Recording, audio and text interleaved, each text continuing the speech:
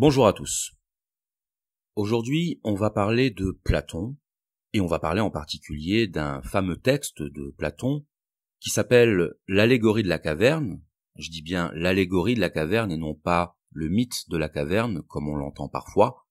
Un mythe, c'est un récit fondateur d'une civilisation. Or, le texte de Platon n'a pas l'ambition ni la prétention de fonder une civilisation. L'allégorie de la caverne est un texte qui a le mérite d'offrir un condensé, un résumé de la pensée de Platon. Et si j'ai voulu faire cette vidéo aujourd'hui, c'est précisément parce que je me suis aperçu qu'on ne pouvait pas réellement aborder la philosophie de Platon sans se confronter d'une manière ou d'une autre à ce texte.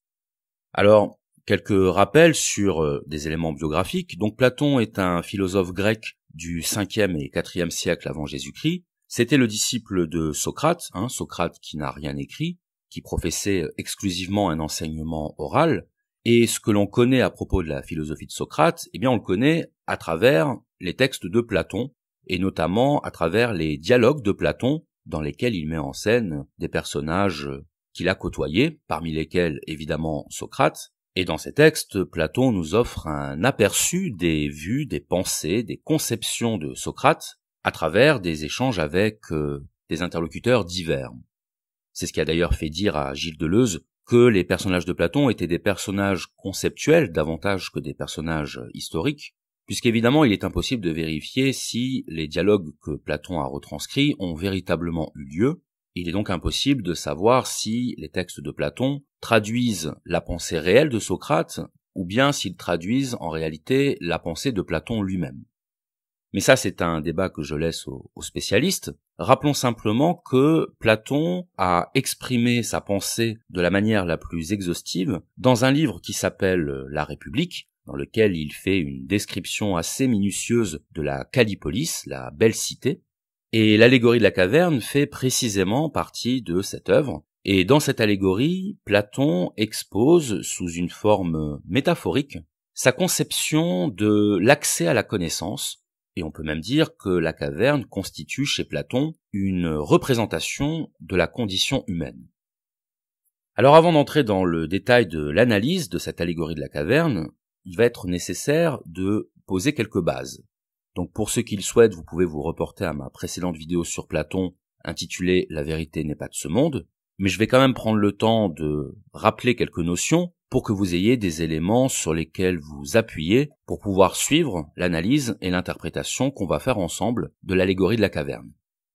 Donc ce qui est fondamental de bien comprendre chez Platon, c'est que pour lui, la réalité dans laquelle nous évoluons, c'est-à-dire la réalité matérielle, la réalité physique qui est autour de nous, pour Platon, cette réalité-là n'est pas la vraie réalité. Alors qu'est-ce que ça veut dire qu'elle n'est pas la vraie réalité ? C'est un petit peu étrange comme manière de dire les choses. Eh bien, pour le comprendre, il faut partir d'une distinction fondamentale qu'opère Platon dans son œuvre entre deux types de réalités. Deux types de réalités dont je précise immédiatement que l'une est soumise à l'autre. Il s'agit de la réalité sensible et de la réalité intelligible. Alors, d'abord, la réalité sensible. Qu'est-ce que ça veut dire, la réalité sensible ? Eh bien, je le disais tout à l'heure, c'est la réalité dans laquelle nous évoluons au quotidien. C'est le monde physique, c'est-à-dire le monde qui se laisse percevoir par nos sens. C'est la réalité matérielle qui est soumise au changement, à l'évolution, c'est-à-dire tout simplement au cycle temporel. La réalité que vous observez autour de vous, elle n'a pas été ce qu'elle est de toute éternité. Les arbres que vous allez voir dans une forêt, ou même la montagne qui va s'élever sous vos yeux, ça n'a pas toujours été là. Il y a des centaines, des milliers, voire des millions d'années, l'arbre qui est face à vous n'existait pas, la montagne qui était face à vous n'existait pas, parce que tout ça est le fruit d'une évolution physique, tout ça est le fruit d'une transformation perpétuelle du monde matériel. Et donc le monde sensible, le monde matériel et physique, c'est le monde de la transformation perpétuelle, c'est le monde du devenir. Et pour Platon, le devenir est toujours synonyme de dégradation. Je vais prendre un exemple très simple. Si vous achetez un objet dans le commerce, peu importe lequel, cet objet, avec le temps, il va finir par s'user. Il va finir par s'user, il va finir par ne plus fonctionner, il va peut-être finir à la poubelle, ou il va finir au recyclage, mais dans tous les cas, cet objet va se dégrader dans le temps. Il va se dégrader jusqu'à quasiment disparaître. Même si les atomes qui le composent ne disparaissent pas, il n'empêche que l'objet en tant qu'objet, lui, va disparaître. Il va disparaître parce que la matière se dégrade dans le temps. La matière ne possède pas un potentiel d'existence illimité.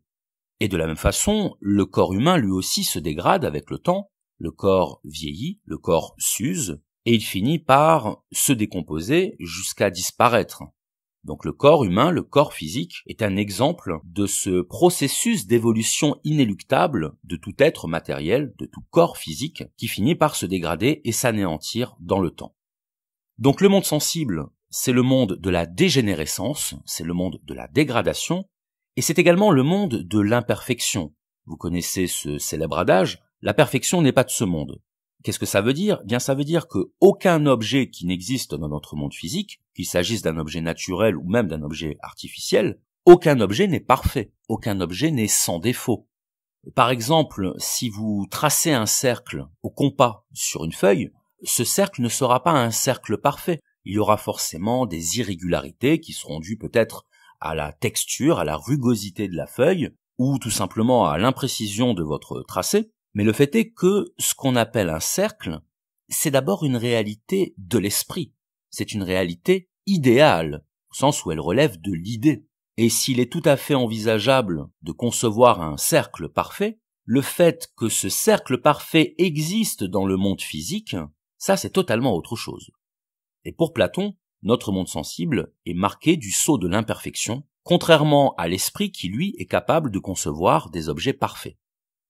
Donc retenons ici que la réalité sensible dont parle Platon, c'est-à-dire notre monde physique, notre monde quotidien, c'est un monde qui est marqué par la transformation perpétuelle, c'est un monde qui est marqué par l'imperfection, et il est vrai que, si on y réfléchit, la réalité sensible, elle se définit d'abord par le mouvement. Dans notre monde, tout est en mouvement, y compris les atomes dans les objets inertes. Si vous observez un livre posé devant vous, il est évident que ce livre ne va pas se mouvoir, mais il n'empêche que les atomes qui le constituent, eux, sont en mouvement perpétuel. Et c'est d'ailleurs pour ça que le livre existe, parce que des atomes qui ne se déplaceraient plus, ce seraient des atomes morts, et dans ce cas-là, l'objet lui-même n'existerait pas. Donc tout corps physique est constitué d'atomes, de molécules, de composants qui sont eux-mêmes en mouvement, et c'est ça qui leur confère une existence matérielle. Autrement dit, le monde physique est par définition le monde du mouvement. Et ça rejoint la doctrine du mobilisme d'Héraclite. Le mobilisme, c'est l'idée que tout est mobile, que tout est en mouvement, et c'est ce qui faisait dire à Héraclite que la seule vérité de notre monde, c'est la transformation perpétuelle. La seule vérité du monde physique, c'est l'impermanence. C'est son caractère mouvant, son caractère évolutif, c'est ce dynamisme cosmique permanent qui fait que tout ce qui existe matériellement est soumis au temps, est soumis au devenir. La réalité sensible, le monde physique, c'est le monde du devenir. J'avais déjà donné cet exemple dans ma vidéo sur Bergson et le temps. Si vous observez quelqu'un pendant plusieurs heures, vous n'allez pas voir cette personne en train de vieillir. Vous n'allez pas voir les marques de la vieillesse apparaître à l'œil nu sur son visage. Et pourtant, vous savez que le processus du vieillissement est un processus permanent. C'est quelque chose qui ne prend jamais de pause. Et que donc, nous sommes tous en train de vieillir et chaque seconde qui passe est une seconde qui nous rapproche de la mort. Et c'est d'ailleurs ça qui définit notre réalité physique, ce devenir qui fait que les choses ne sont jamais identiques à elles-mêmes. Et que tout ce qui a un début a une fin, tout ce qui a une naissance a une mort, et finalement, peut-être qu'on ne se poserait pas autant de questions si la mort n'existait pas, si le temps n'existait pas, c'est-à-dire si les choses étaient tout le temps identiques à elles-mêmes. Donc voilà ce qu'il en est du monde physique et de ce mobilisme du monde physique, sauf que, pour Platon, le mouvement, c'est bien ce qui caractérise notre monde, le monde sensible, perceptible par nos sens, mais ce monde, selon Platon, n'est pas le tout de la réalité. Le monde sensible n'est pas l'alpha et l'oméga de tout ce qui est. Parce que pour Platon, au-delà de notre monde, il existe une autre réalité. Une réalité invisible, une réalité imperceptible par nos sens, est pourtant une réalité qui est supérieure à notre réalité sensible. Cette réalité, Platon l'appelle la réalité intelligible. C'est ce qu'il appelle également le monde des essences ou des idées ou encore des formes intelligibles. Toutes ces expressions chez Platon sont synonymes. Et pour Platon, les essences, elles possèdent un degré de réalité supérieur à la réalité sensible. Un degré de réalité supérieur, ça veut dire que pour Platon, les essences sont quelque chose de plus réel que notre monde sensible. Et ça, c'est quelque chose qu'il est assez difficile pour nous de concevoir, parce qu'on a tendance à associer la réalité à la matérialité. Pour nous, la réalité, c'est ce qui est palpable, c'est ce qui est perceptible, c'est ce qu'on peut toucher, c'est ce qu'on peut voir. Parce que pour nous, réel, ça signifie matériel, ça signifie qu'il y a une existence concrète, physique. Et donc on a beaucoup de mal à envisager l'idée d'une réalité non matérielle. Or, et c'est ça qui va permettre de comprendre toute la pensée de Platon, la réalité intelligible, c'est une réalité supérieure à la réalité sensible, c'est une réalité qui a un degré d'être supérieur à notre réalité matérielle. Évidemment, on se pose la question, mais que sont ces essences? Que sont ces idées? Qu'est-ce que cette réalité intelligible dont Platon nous parle et qui est imperceptible à nos sens? Et c'est là évidemment que les premières difficultés commencent à apparaître. Alors si je devais définir dans les grandes lignes ce que Platon appelle la réalité intelligible, je dirais que c'est la structure immatérielle de toute chose. Et quand je dis de toute chose, je veux parler de toute chose matérielle et sensible. Mais étant donné que c'est quelque chose qui est très difficile à expliquer, c'est très difficile de poser des mots sur cette réalité intelligible, je vais recourir, comme le fait souvent Platon d'ailleurs, à une analogie. Et pour ça, je vais tout simplement vous demander de vous représenter un jeu vidéo. Quand on joue à un jeu vidéo, à quoi est-ce qu'on a affaire? On a affaire à une réalité virtuelle, c'est-à-dire que vous allez incarner un personnage, et ce personnage, il va se déplacer dans un univers. Donc vous, lorsque vous jouez à un jeu vidéo, vous êtes bien conscient que ce personnage, il n'existe pas réellement. C'est un personnage virtuel, c'est un personnage numérique, digital. Ce n'est pas un être de chair et d'os. Mais donc si ce personnage que vous incarnez n'existe pas réellement, quel est son statut? Quand je dis quel est son statut, je veux dire quelle est la nature de ce personnage? Qu'est-ce que c'est réellement? Ce n'est pas une projection de votre esprit, puisqu'il est bien perceptible par n'importe qui regardera l'écran. Eh bien, ce personnage et l'univers dans lequel il évolue, ce sont des émanations d'un langage informatique. Ce sont les émanations d'un code informatique. C'est-à-dire que le jeu auquel vous jouez, c'est un système de programmation informatique, donc qui a été créé par des développeurs, et ce langage informatique va créer l'illusion d'un personnage et d'un univers, illusion au sens sensoriel, c'est-à-dire que le code informatique, vous n'allez pas le percevoir, ce que vous allez percevoir, c'est l'émanation visuelle de ce code informatique. Et ce code informatique, d'une certaine manière, vous ne le connaissez pas. Vous n'avez pas besoin de le connaître, parce que vous, ce qui vous intéresse, c'est de jouer à votre jeu. Donc vous n'avez pas besoin de savoir ce qui se tient derrière l'animation visuelle. Mais il n'empêche que pour pouvoir jouer à ce jeu vidéo, il faut qu'il y ait eu d'abord un codage informatique dont le jeu est une émanation.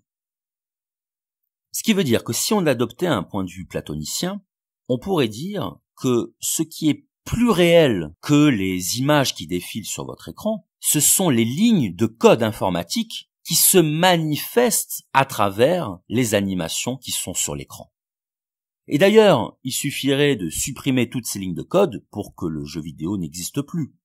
Ce qui prouve bien qu'il y a une relation de dépendance entre les animations et le code informatique.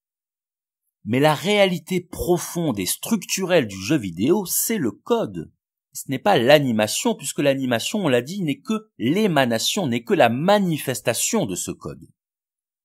Eh bien, si vous avez compris cette analogie, vous avez compris 90% de la métaphysique de Platon, c'est-à-dire de sa distinction entre la réalité sensible et la réalité intelligible. Alors une fois n'est pas coutume, pour cette vidéo, j'ai décidé de faire une lecture du texte dont on va parler. Donc pour ceux qui le souhaitent, vous pouvez suivre la retranscription du texte sur l'écran. Je précise que j'ai effectué quelques coupures et quelques modifications du texte originel pour le rendre plus accessible. Donc on y va, c'est parti. Représente-toi de la façon que voici l'état de notre nature relativement à l'instruction et à l'ignorance. Figure-toi des hommes dans une demeure souterraine, en forme de caverne, ayant sur toute sa largeur une entrée ouverte à la lumière. Ces hommes sont là depuis leur enfance, les jambes et le cou enchaînés, de sorte qu'ils ne peuvent bouger ni voir ailleurs que devant eux, la chaîne les empêchant de tourner la tête. La lumière leur vient d'un feu allumé sur une hauteur, au loin derrière eux. Entre le feu et les prisonniers passe une route élevée. Imagine que le long de cette route est construit un petit mur, pareil aux cloisons que les montreurs de marionnettes dressent devant eux, et au-dessus desquels ils font voir leurs merveilles. Figure-toi maintenant le long de ce petit mur des hommes portant des objets de toutes sortes, qui dépassent le mur, et des statuettes d'hommes et d'animaux, en pierre, en bois et en toute espèce de matière. Dans une telle situation, ils n'auraient jamais vu autre chose d'eux-mêmes et de leurs voisins que les ombres projetées par le feu sur la paroi de la caverne qui leur fait face. Si donc ils pouvaient s'entretenir ensemble, ne penses-tu pas qu'ils prendraient pour des objets réels les ombres qu'ils verraient ? Considère maintenant ce qui leur arrivera naturellement si on les délivre de leur chaîne et qu'on les guérisse de leur ignorance. Qu'on détache l'un de ces prisonniers, qu'on le force à tourner le cou, à marcher, à lever les yeux vers la lumière. En faisant tous ces mouvements, il souffrira, et l'éblouissement l'empêchera de distinguer ces objets dont tout à l'heure il voyait les ombres. Que crois-tu donc qu'il répondra si quelqu'un vient lui dire qu'il n'a vu jusqu'alors que de 20 fantômes, mais qu'à présent, plus près de la réalité et tourné vers des objets plus réels, il voit plus juste? Et si on le force à regarder la lumière elle-même, ses yeux n'en seront-ils pas blessés? N'enfuira-t-il pas la vue pour retourner aux choses qu'il peut regarder? Et si maintenant on l'arrache de sa caverne, par force, qu'on lui fasse gravir la montée rude et escarpée, et qu'on ne le lâche pas avant de l'avoir traîné jusqu'à la lumière du soleil, ne souffrira-t-il pas vivement, et ne se plaindra-t-il pas de ses violences? Et lorsqu'il sera parvenu à la lumière, pourra-t-il, les yeux tout éblouis par son éclat, distinguer une seule des choses que maintenant nous appelons vraies? Il aura besoin d'habitude pour voir les objets de la région supérieure. D'abord, ce seront les ombres qu'il distinguera le plus facilement, puis les images des hommes et des autres objets qui se reflètent dans les eaux, ensuite les objets eux-mêmes. Après cela, il pourra, affrontant la clarté des astres et de la lune, contempler plus facilement pendant la nuit les corps célestes et le ciel lui-même que pendant le jour le soleil et sa lumière. À la fin, ce sera le soleil qu'il pourra voir et contempler tel qu'il est. Maintenant, il faut appliquer point par point cette image à ce que nous avons dit plus haut, comparer le monde que nous découvre la vue au séjour de la prison, et la lumière du feu qui l'éclaire à la puissance du soleil. Quant à la montée dans la région supérieure et à la contemplation de ces objets, si tu la considères comme l'ascension de l'âme vers le lieu intelligible, tu ne te tromperas pas sur ma pensée. Dans le monde intelligible, l'idée du bien est perçue la dernière, et avec peine, mais on ne la peut percevoir sans conclure qu'elle est la cause de tout ce qu'il y a de grand et de beau en toute chose. Qu'elle a, dans le monde visible, engendré la lumière et le souverain de la lumière, que, dans le monde intelligible, c'est elle-même qui est souveraine et dispense la vérité et l'intelligence, et qu'il faut la voir pour se conduire avec sagesse.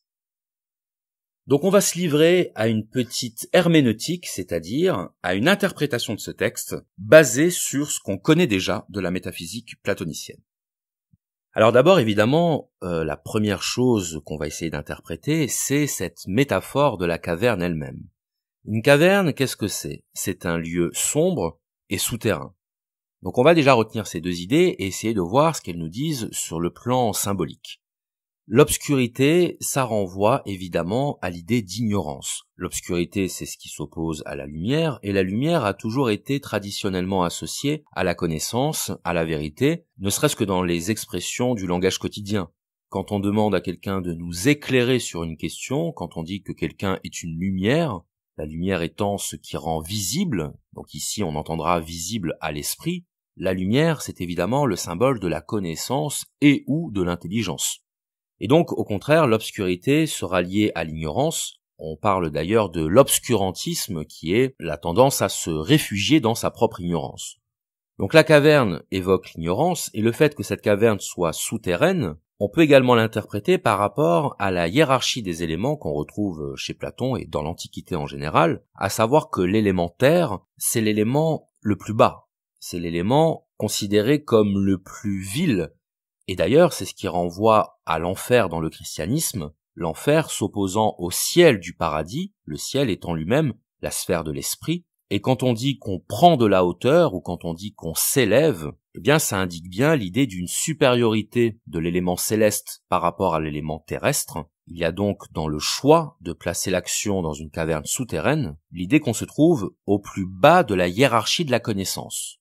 Il faut ajouter à cela que dans la conception de l'âme de Platon, la Terre représente la sphère des besoins physiologiques, c'est-à-dire des besoins matériels, de ce qui nous rattache à notre condition animale. C'est ce qui fait que dans la cité platonicienne, on trouve en bas de la pyramide les artisans, les paysans, c'est-à-dire les travailleurs de la terre, les travailleurs du corps, les travailleurs manuels, qui sont considérés comme étant à la fois indispensables à la survie physiologique, puisqu'en tant qu'animaux, nous avons des besoins physiologiques qu'il est indispensable de satisfaire, mais de l'autre côté de la pyramide, au sommet, on va trouver les gouvernants qui sont les philosophes, c'est-à-dire ceux qui évoluent dans la sphère céleste des idées, de la pensée. Et on a bien l'idée que c'est la pensée qui doit gouverner le corps, que c'est l'esprit qui doit gouverner la matière. La matière étant associée à l'idée de densité, de lourdeur, de pesanteur. Et d'ailleurs, lorsqu'on laisse tomber un objet, il est attiré vers le sol, il est attiré vers la terre. C'est le principe de la loi de gravitation qui fait que le poids se fait plus fort lorsqu'on est proche de la terre, alors que dans les airs, on s'émancipe de la pesanteur. Donc pour résumer, la caverne souterraine, c'est une représentation métaphorique de l'ignorance initiale des hommes, de l'ignorance qui marque notre condition humaine à la naissance. Il faut bien comprendre qu'il n'y a rien de péjoratif là-dedans. On démarre tous en bas de l'échelle, on démarre tous au niveau 0, et faire le choix de cette allégorie de la caverne, c'est nous rappeler que, en tant qu'être humain, nous ne sommes pas d'emblée dans la connaissance. Nous ne sommes pas d'emblée dans la sphère de l'esprit et de la raison.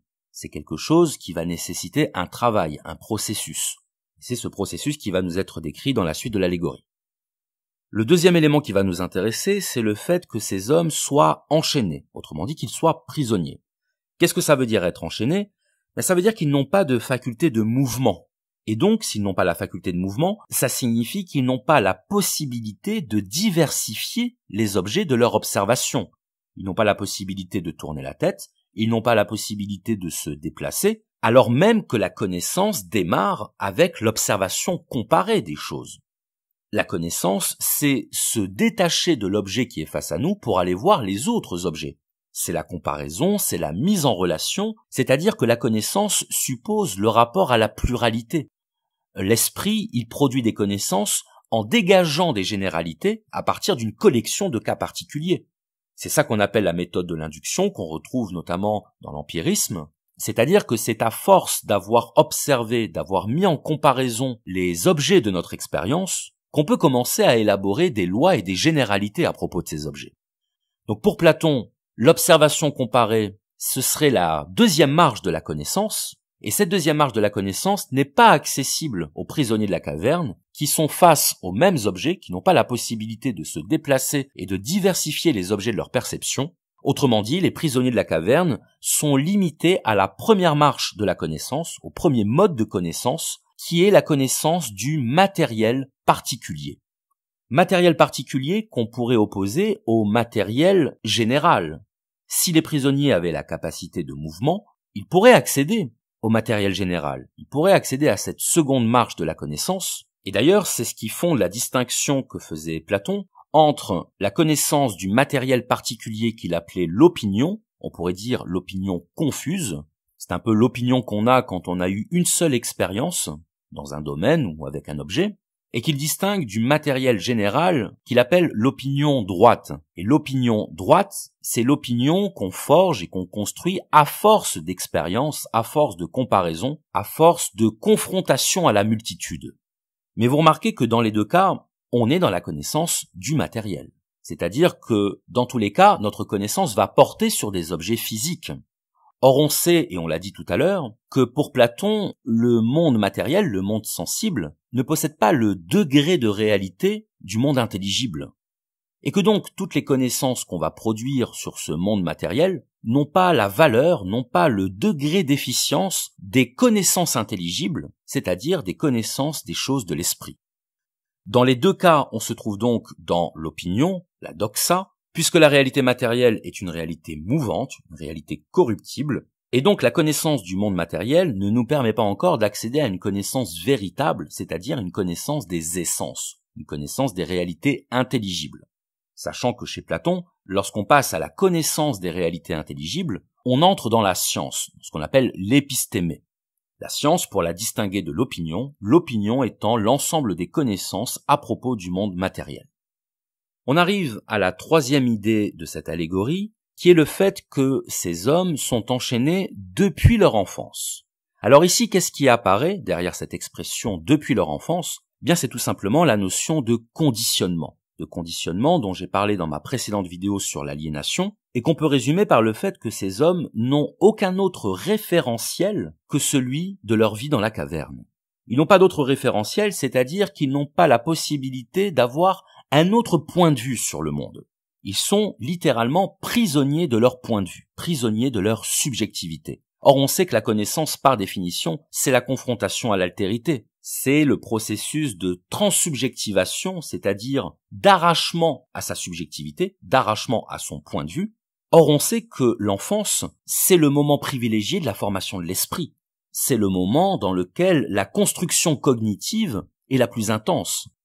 On sait très bien que la période de l'enfance est celle qui permet l'apprentissage optimal. Donc pour revenir sur la question du conditionnement, il est clair que le meilleur moyen d'inscrire une conception du monde dans un individu, c'est d'y travailler depuis son enfance. Parce que plus l'apprentissage a lieu tôt, et plus il est facile de le systématiser. Donc le fait que ces prisonniers soient enchaînés depuis l'enfance montre à quel point leur conscience est aliénée, et montre à quel point il va leur être difficile de surpasser leur ignorance et d'accéder à un niveau supérieur de connaissance.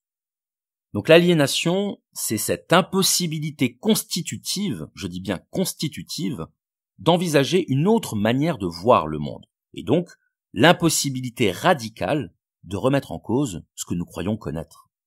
Et c'est en ce sens qu'on peut dire que les prisonniers de la caverne sont à notre image, comme le dit Socrate. Ils sont à notre image parce que nous-mêmes, nous avons été conditionnés. Nous avons été conditionnés par des croyances, par des habitudes, par des comportements qui, parce que nous les avons vécus de façon répétée pendant des années depuis notre enfance, ont fini par s'intégrer à nous comme une seconde nature. L'habitude est une seconde nature. Et de la même façon qu'on ne peut pas envisager ce dont on n'a jamais fait l'expérience, bien il paraît très difficile de sortir de l'état d'ignorance quand on y est enfermé depuis notre enfance. Et c'est là qu'on en arrive à l'élément central de l'allégorie de la caverne, à savoir les ombres. Alors déjà, qu'est-ce qu'une ombre ? Une ombre, c'est la projection d'un objet qui est permise par l'interception de la lumière. Donc ce avec quoi je pense vous serez tous d'accord, c'est que une ombre n'est pas un objet. Une ombre, c'est la trace d'un objet, c'est l'empreinte d'un objet. Or, l'erreur des prisonniers, qui est une erreur tout à fait logique, c'est de considérer les ombres des objets comme étant elles-mêmes des objets. C'est de considérer la trace de l'objet comme étant elle-même un objet. Une ombre n'est pas un objet du seul fait qu'une ombre n'a pas d'autonomie par rapport à son objet. L'ombre, elle suit l'objet, donc elle a besoin de lui. L'objet, c'est l'origine de l'ombre, c'est la source de l'ombre. De la même façon que les essences, les réalités intelligibles, sont à l'origine des objets physiques et matériels.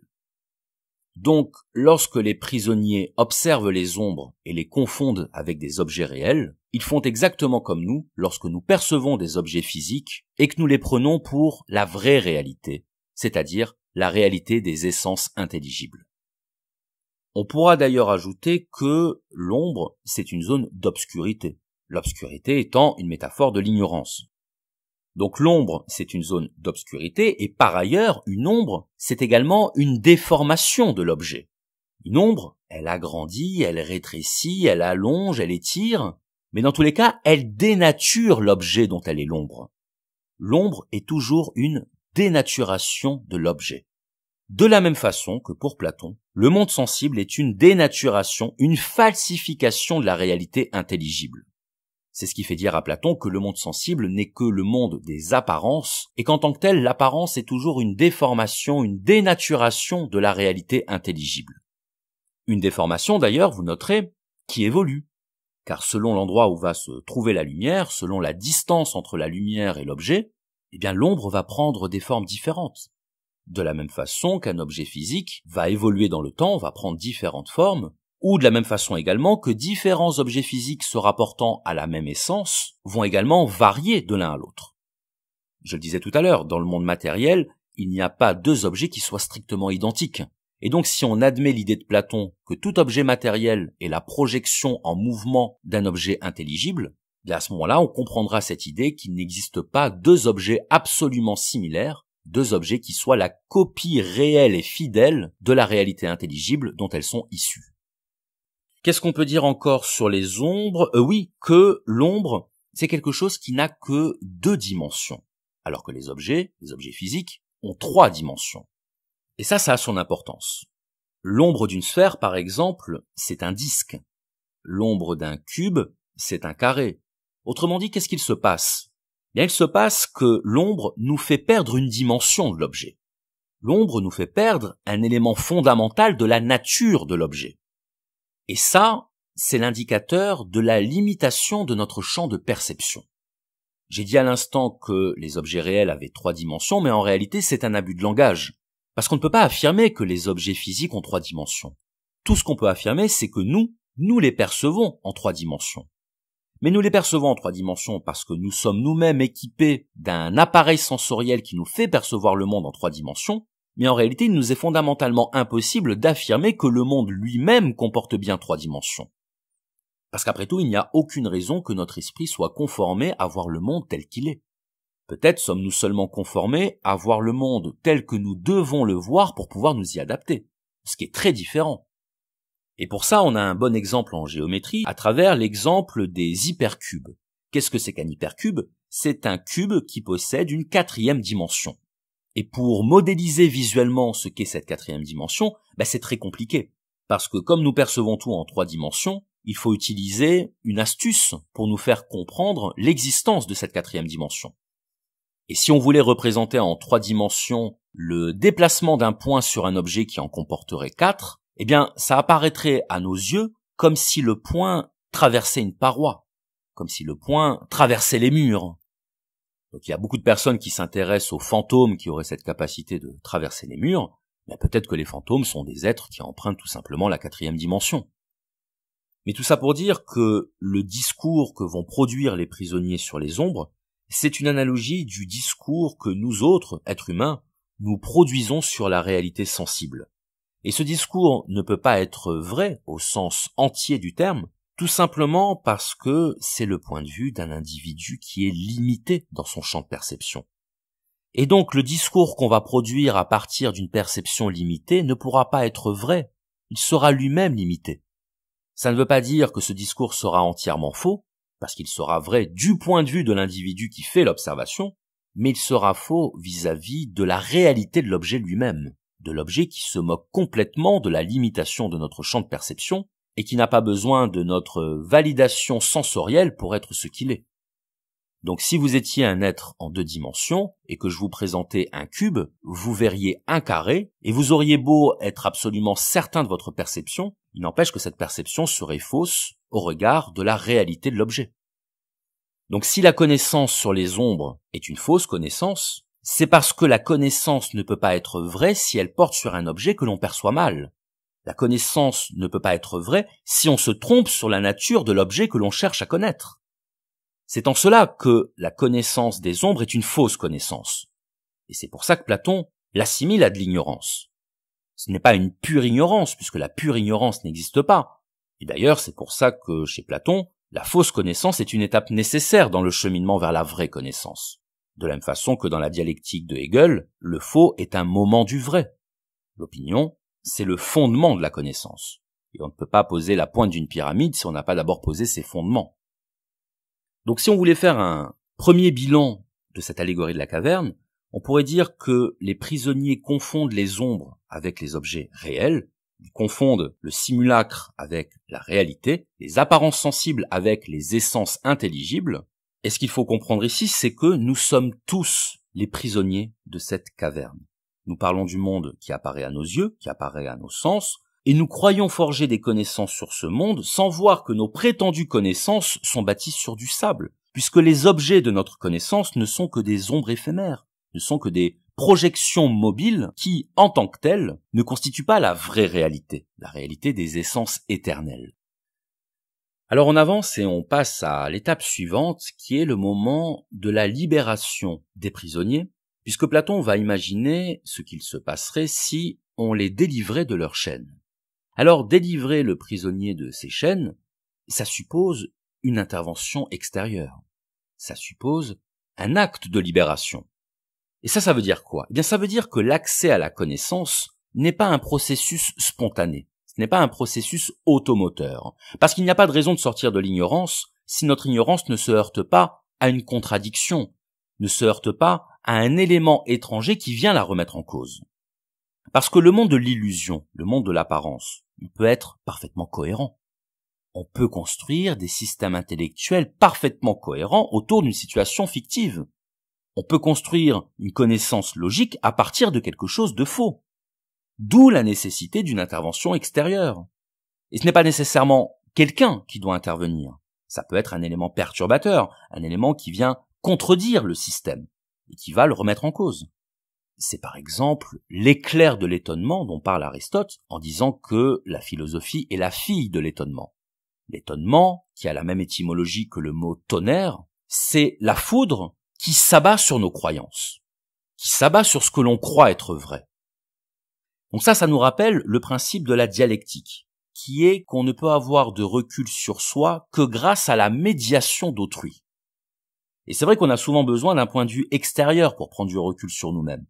Nous sommes à la fois la personne qui nous connaît le mieux, puisque nous sommes en colocation avec nous-mêmes 24 heures sur 24, 365 jours par an, mais nous sommes également la personne qui nous connaît le moins bien. Pourquoi? Eh bien, justement parce que l'habitude crée l'inattention. Et on le voit à travers l'exemple des accidents de la route qui se produisent généralement sur des trajets qui nous sont familiers. Plus on est habitué à quelque chose, et moins on est habitué à y faire attention. Donc de la même façon, pour remettre en cause nos croyances et pour évoluer dans notre compréhension des choses, il est parfois nécessaire d'avoir une intervention extérieure qui va nous permettre de prendre du recul sur nous-mêmes. À ce moment-là, l'autre va représenter un intermédiaire entre nous et nous-mêmes, un point relais entre nous et la connaissance. Alors oui, c'est souvent désagréable parce que l'autre nous bouscule dans nos certitudes. Et pour peu qu'il soit sincère, il va nous confronter à des choses dont nous détournons le regard, des choses que nous n'avons pas envie de regarder en face et auxquelles l'autre nous confronte de manière impérative, de manière incontournable. Et c'est ça qui fait qu'on va souvent accorder de la valeur et de l'importance au regard des personnes qu'on aime, parce qu'on sait que leur point de vue a une valeur. Le point de vue de l'autre nous intéresse dans la mesure où il est une autre porte d'entrée sur nous-mêmes. Une porte d'entrée d'ailleurs dont nous ne sommes pas forcément conscients. C'est aussi ça, le rôle de l'autre dans la dialectique de la connaissance. Donc je disais que ce bousculement, ce dérangement de nos certitudes avait quelque chose de désagréable. Et cette idée, elle est suggérée par la notion d'éblouissement dans l'allégorie. L'éblouissement du prisonnier par la lumière du soleil. Or, qu'est-ce que l'éblouissement? C'est un choc, c'est une violence. C'est un éclat qui est trop brutal pour pouvoir être supporté. Et ça aussi, c'est une assez bonne métaphore des effets de la vérité lorsque l'on se confronte à elle. À savoir que la vérité nous éblouit. Elle nous éblouit non pas parce qu'elle est la vérité, mais parce que nos yeux n'y sont pas habitués. C'est pas la vérité qui nous éblouit. C'est la première confrontation avec quelque chose de nouveau. Parce qu'une vérité admise et digérée perd son caractère brutal. Mais si au début, la confrontation à la lumière de la vérité est quelque chose de désagréable, Platon nous dit que nos yeux s'habituent à la vérité, et pour ça, il nous faut du temps. Et ce que veut nous dire ici Platon, c'est le caractère progressif de l'accès à la vérité.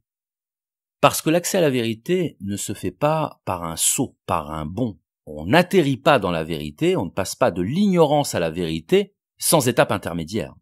C'est pour ça que le texte nous dit que l'ancien prisonnier arrivera d'abord à percevoir les ombres, puis le reflet des choses dans l'eau. Là encore, on retrouve cette idée de hiérarchie des éléments, puisque l'eau se situe au-dessus de l'élément terre, et ensuite ce sont les objets eux-mêmes qu'on arrive à percevoir. Donc Platon nous décrit le processus de la connaissance comme un processus d'ascension, comme un processus d'élévation de l'âme vers l'intelligible. Et au terme de ce processus, il nous est possible de contempler directement les objets, de les regarder en face, en quelque sorte. C'est ce que Platon appelle la contemplation des essences. Et donc, lorsqu'on accède à ce degré de connaissance, à cette contemplation des essences, à ce moment-là, on est sorti du domaine de l'opinion, c'est-à-dire de la connaissance de la réalité sensible, et on est entré dans le domaine de la science, c'est-à-dire la connaissance des réalités intelligibles.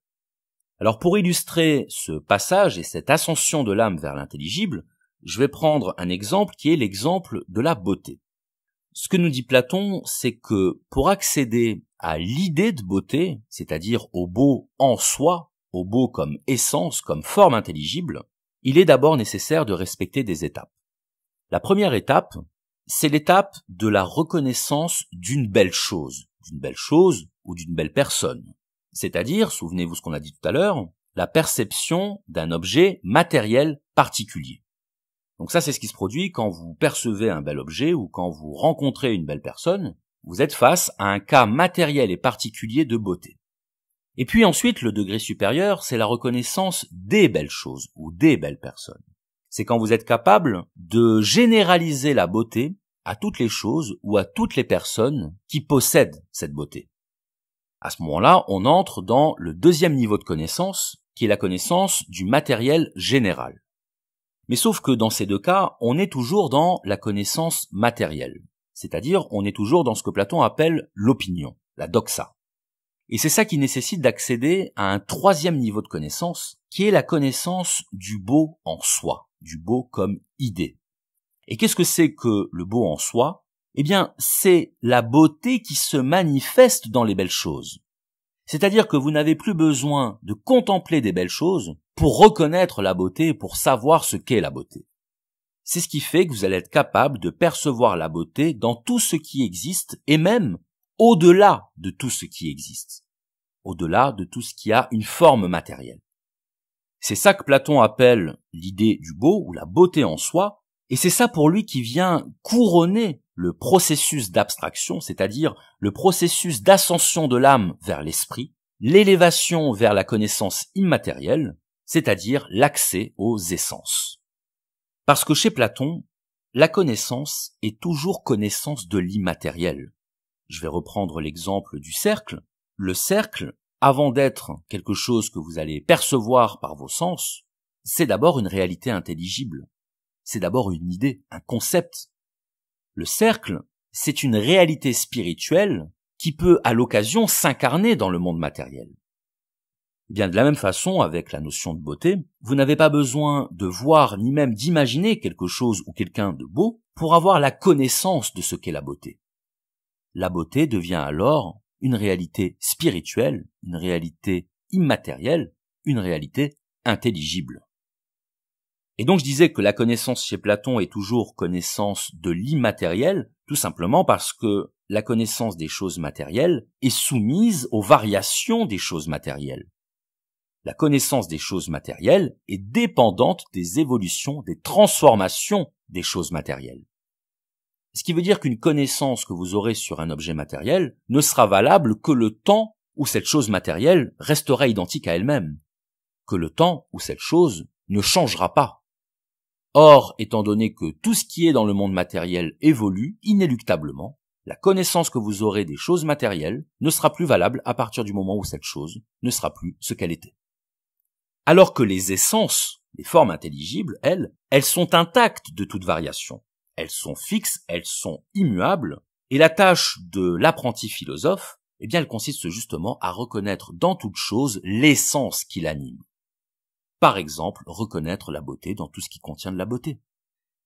Il se trouve que chez Platon, il existe une essence suprême, une essence au-delà des essences. Cette essence au-delà des essences, c'est le bien en soi, l'idée du bien. Dans l'allégorie de la caverne, le bien en soi est représenté par le soleil. Et c'est amusant parce que le soleil, c'est à la fois ce qui fait exister le monde par sa chaleur et ce qui le rend connaissable par sa lumière. Le feu, c'est à la fois la condition de notre conservation, la condition de la vie, mais aussi la condition de la connaissance. On pourrait dire la condition de notre conscience. Or, si on fait cette addition, la vie plus la conscience, eh bien on atteint là le bien suprême, le bien le plus haut auquel l'humain puisse accéder. La vie est un don, et la conscience de la vie, c'est la conscience du don qui nous est fait. Le don implique toujours une responsabilité minimale, qui est de prendre soin de ce don. Et nous sommes effectivement responsables de ce que nous faisons de la vie.